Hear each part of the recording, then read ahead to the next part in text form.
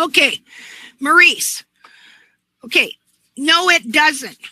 Okay, I'm going to show you a picture. Here's a coffin bone. See it? Okay, now even if I could show you this perfectly, you would see there's no way it's supposed to lay flat. All right? Okay, I'm going to go with Maurice's question first.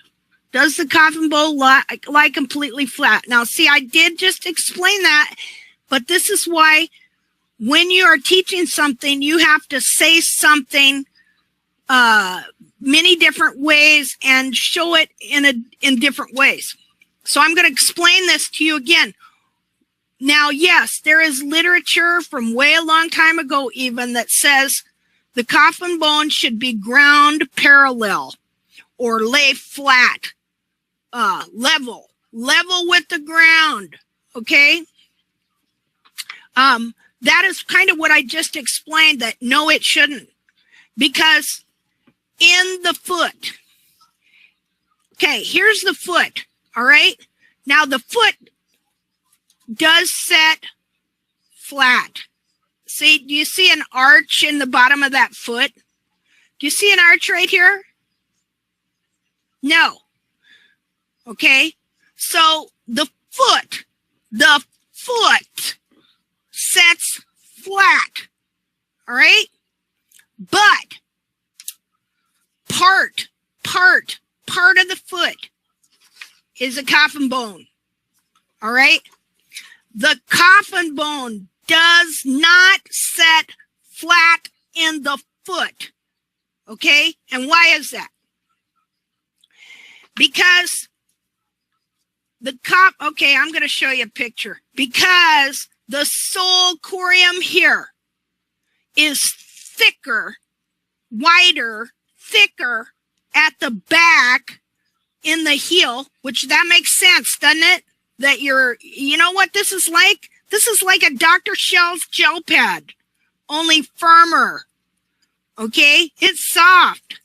This is hard.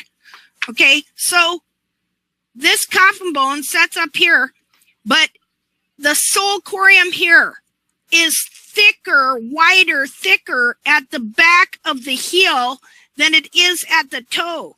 So even though the foot sets flat, the coffin bone sets in the foot at an angle. The coffin bone sets in the foot at an angle, like that. See?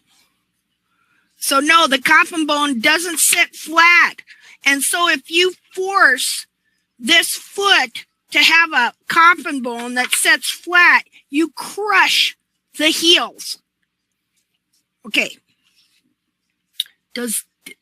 Okay, you're welcome. Yeah, I know. Somebody, and she didn't come up with it. She read a bunch of older books, and she decided to believe that coffin bone had to sit like this. And so that's why they make you trim the heel out to force this hairline to have a 30-degree angle. Because, okay, there's a picture in her book where she took two coffin bones, a front coffin bone and a back coffin bone, and she measured the angle of the wall, and then she measured what the angle of the hairline would be, which is 30. If you take this out of the foot, okay, yeah, you're not going to get, that's not correct. You know, you just can't do that. Oh, well, let's trim it to that. Wait a minute. What about the foot? You know, you see how unscientific she was? Okay, and Marcy says, well, see, here's the thing. These farriers and these trimmers are all influenced by one another, you know, and for all the dissections they've done, there's things they just never looked at. Once you are taught something wrong, that is the way you see it from there on out. I'm going to show you a picture. Just a minute. We're going to do a screen share. Okay. And I'm that we're talking about the coffin bone, how it does not set flat or ground, what they call ground parallel, because it's in a foot. You cannot take the bone out of the foot, you know, that I've been showing you this whole time, and then just set it on a table and go, oh yeah, that's how it goes. Okay, I'm going to show you this dissection. Here we are. Okay, this is the dissection of that foot I was just showing you when it was still kind of fresh, before it was all dried out. Now, open with Windows Photo Viewer. Okay, now what I did, because see, okay, let me explain a principle to you that I live by. And that is, and yes, it is a Bible verse in Proverbs, which are supposed to be wise sayings. Okay, it says, there's a verse, it says, get wisdom and get knowledge. And with all that you are getting, you know, you're trying to get smart, you're trying to gain knowledge and wisdom about a thing, get understanding. All right. So everything I study, I want to understand it. See, that is why I go over and over stuff, and I take things apart a different way all the time, and I repeat things a million ways, because I want to understand it. See, most people are taught things and they think they understand, but in truth, they do not. And this is especially true of the horse's foot.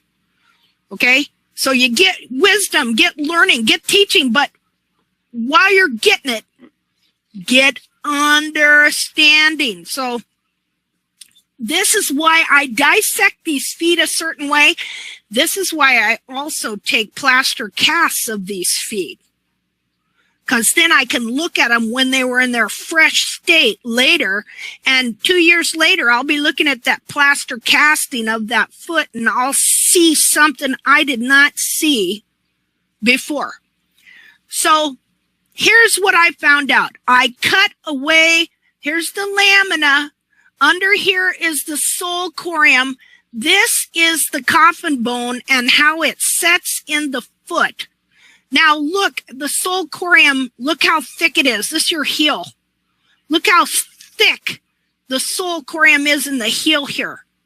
Okay, now if you take a straight line down to here, you're going to see that even though the foot sets flat, the bone as it is put in the foot is at an angle.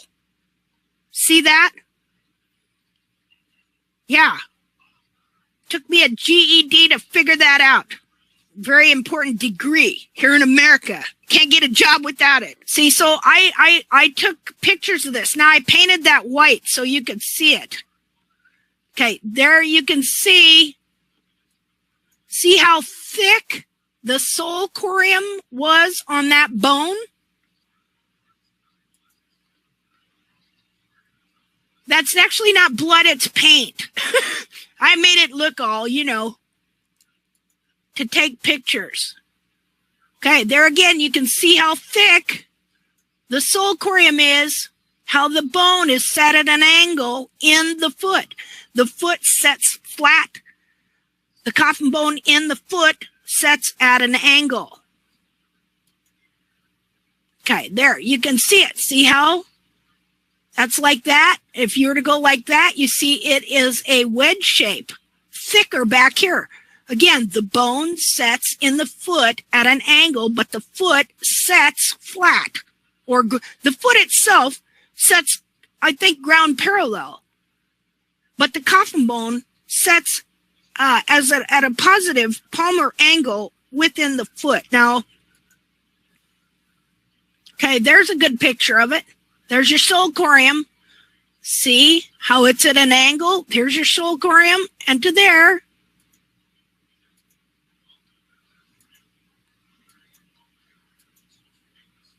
I like this picture. This really shows, you know, see the sole corium? That's how much sole corium you got surrounding that coffin bone. Okay, so when you got your true apex of the frog, you got 3/4 of an inch usually to the end of the coffin bone, another 1/4 of an inch to the end of the soul corium, and then another 1/4 of an inch to where your white line is.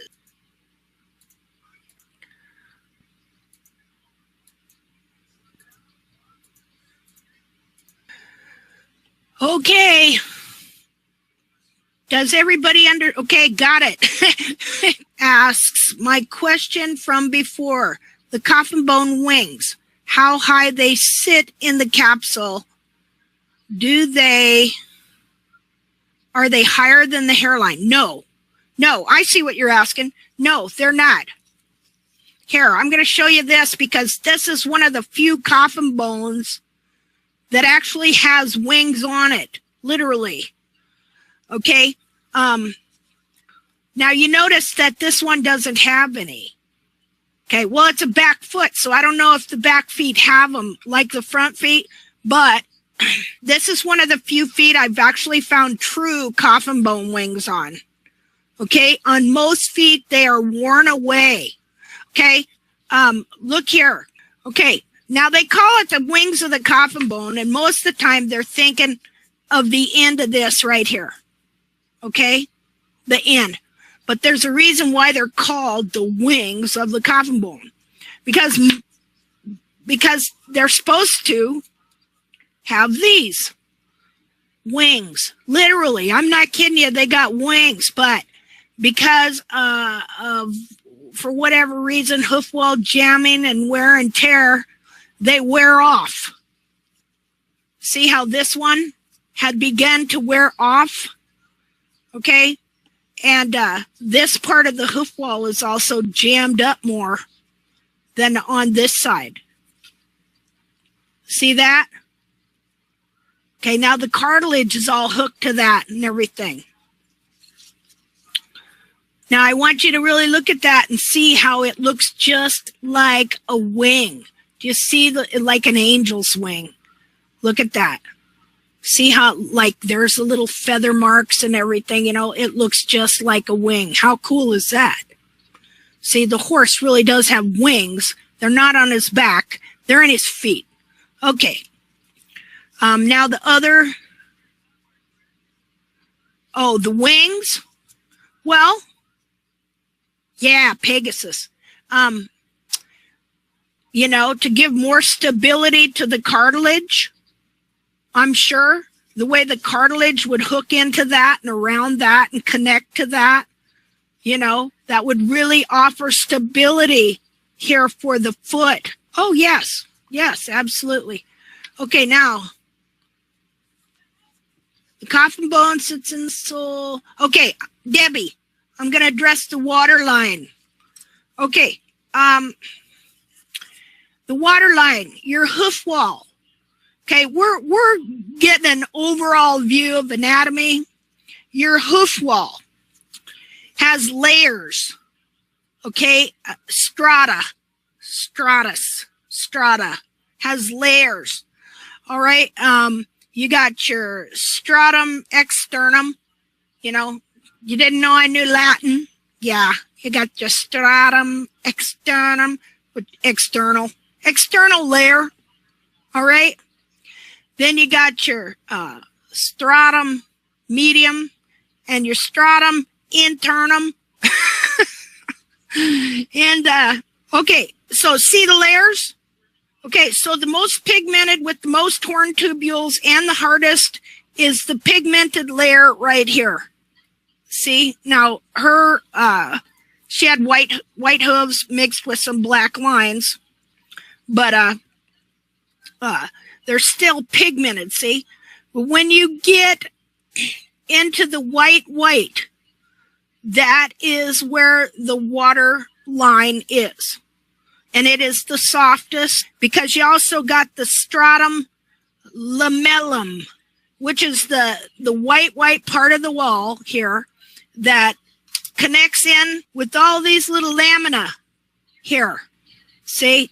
You got little laminas. There, they're all kind of mushed together right now. But just a minute. Here.